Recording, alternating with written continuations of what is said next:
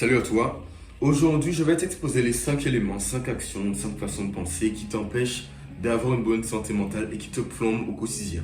Mais avant de tout, je me présente. Mon nom est Mathis, je te donne des conseils. Excuse-moi. Réfléchis, structurés pour te permettre d'avoir une bonne santé mentale et d'être heureux. Allons-y, mais avant tout, faisons le constat. Tu as mis en place des objectifs, une bonne alimentation, d'accord, de l'écriture, de la méditation, mais tu fais des pas de mouche. Pour aller plus vite, tu dois simplement effacer les 5 éléments que je vais te citer dans quelques secondes. Premier élément, c'est simplement d'avoir un bon mode de vie. Pour cela, je vais m'appuyer du moins sur deux axes principaux. Premièrement, l'alimentation. Deuxièmement, le sommeil. Ok. Donc, tu manges mal. C'est pour ça que ta santé mentale est mauvaise. Mange bien. Pourquoi? Parce qu'en mangeant mal, ton cerveau a besoin de micronutriments, macronutriments du moins pour se nourrir. Ok. Donc, si tu lui donnes du KFC, McDonald's, sucreries, malbouffe, ton cerveau va te faire un signal, va te donner un signal pour te dire ok, tu manges ça, voilà les conséquences. Manque de concentration, manque de réflexion, fatigue. Donc mange bien, ton cerveau va mieux fonctionner, donc tu pourras prendre des meilleures décisions, gérer tes émotions et éviter de te laisser submerger par les mauvaises émotions pour avoir une bonne santé mentale. C'est le premier argument. Si on reste sur l'alimentation, le deuxième argument, simplement que en mangeant mal, ton physique n'est pas beau.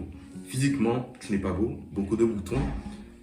Ton physique, tes muscles, ça va mal. Tu fonds, tu prends du gras, c'est mauvais pour toi. Ça doit te dissuader, arrêter de manger des conneries. Donc, pour un beau physique, une meilleure confiance en soi et donc des meilleures décisions, plus de bonheur en général, mange mieux, ça ira mieux pour toi. Qu'est-ce que tu peux manger? Riz, lentilles, steak, fruits, des choses naturelles qu'on trouve un peu partout qui sont bonnes pour toi. C'est ce que tu dois manger. D'accord? Je ne suis pas nutritionniste, mais je te donne mes conseils cohérents. Donc, prends l'info, documente-toi et ça ira mieux pour toi. Mange bien. Deuxièmement, si on reste sur un mode de vie, le sommeil. Pour cela, un exemple tout simple. Imaginons que, je ne sais pas moi, tu passes une mauvaise journée. Est-ce que tu vas mieux t'en sortir si tu as dormi 4 heures de sommeil ou si tu en as dormi 8? Si tu as dormi 8 heures de sommeil, je te garantis que tu vas mieux gérer ta journée et prendre de meilleures décisions, être plus heureux, gérer tes émotions, ta confiance en toi, ta tristesse, etc. Parce que tu as bien dormi. Ton cerveau et ton corps sont dans de bonnes conditions pour traiter les informations de façon cohérente et de cette façon ta santé mentale s'améliore. C'est indispensable. Tandis que si tu dors 4 heures, ton cerveau est un peu fatigué, ton corps aussi, tu es susceptible d'être plus triste, plus anxieux, en mauvaise phase avec toi-même et donc de cette façon tu prendras des mauvaises décisions. Donc dors, c'est important. Maintenant, si on passe au deuxième élément, c'est simplement la gratification instantanée. Depuis des mois, depuis presque 1 an, 2 ans, je me bats contre ça et je veux que tout le monde comprenne que c'est mauvais pour vous. Qu'est-ce que j'entends par gratification instantanée? Simple. Malbouffe, sucrerie, films et séries, addiction, réseaux sociaux, TikTok, Instagram, toutes ces choses sont mauvaises pour toi. D'accord? Si tu en abuses, même sans en abuser, pourquoi c'est mauvais? Parce que tes niveaux de dopamine, donc ton taux de bonheur, la dopamine, tu arrives à l'avoir trop facilement avec cette gratification instantanée. Ça veut dire que tu peux être heureux sans rien faire.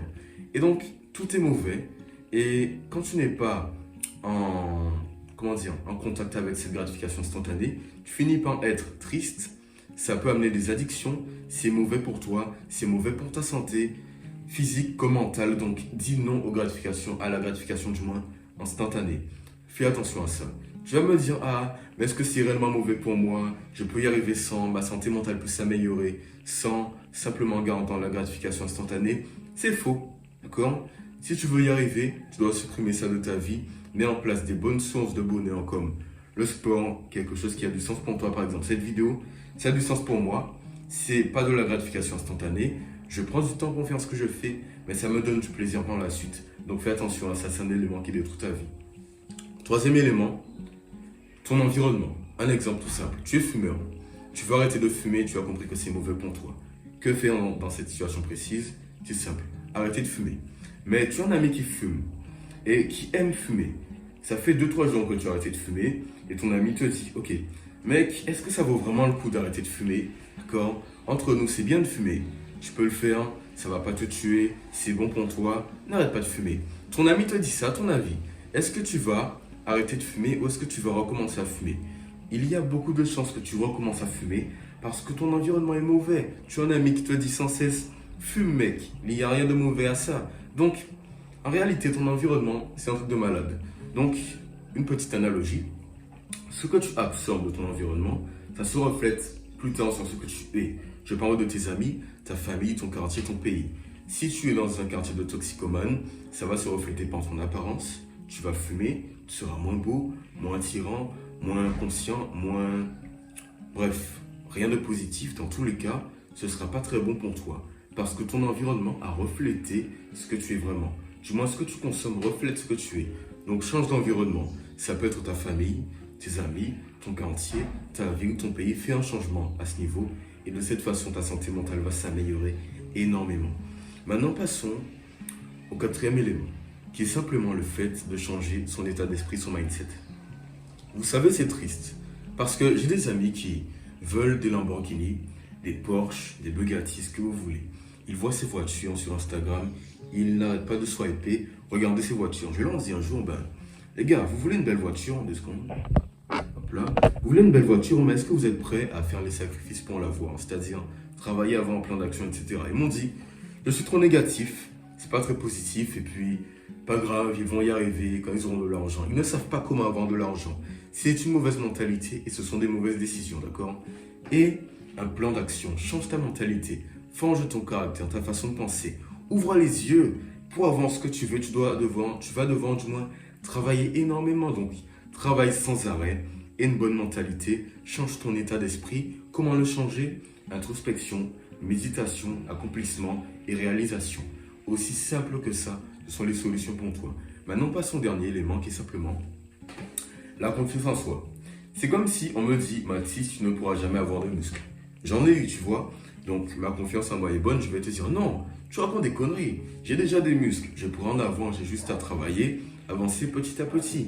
Mais quand ta confiance en toi est mauvaise, tu vas vers la déprime et l'autosuffisance. Et tu écoutes ce qu'on te dit. Parce que tu n'as jamais essayé, tu n'as rien accompli, ta confiance en toi est mauvaise et donc c'est mauvais pour toi. Ta santé mentale se dégrade en parallèle. Et je pense que c'est pas ce que tu veux. Donc, ta confiance en toi, c'est la clé pour savoir si tu iras loin ou pas dans ta vie. Et ça peut réellement affecter négativement. Ça affecte négativement ta santé mentale. Donc, mets en place des accomplissements. Si on te dit que tu ne peux pas y arriver, on m'a jamais dit que je pourrais avoir du muscle, ok? On m'a toujours dit que c'est pas possible, je ne pourrais pas avancer, etc. J'ai mis en place cet accomplissement. Si on me le dit, je dirais, c'est faux. Donc, accomplis, fais des essais, teste et de cette façon, tu auras une meilleure santé mentale. C'était les éléments qui t'empêchaient d'avoir une bonne santé mentale.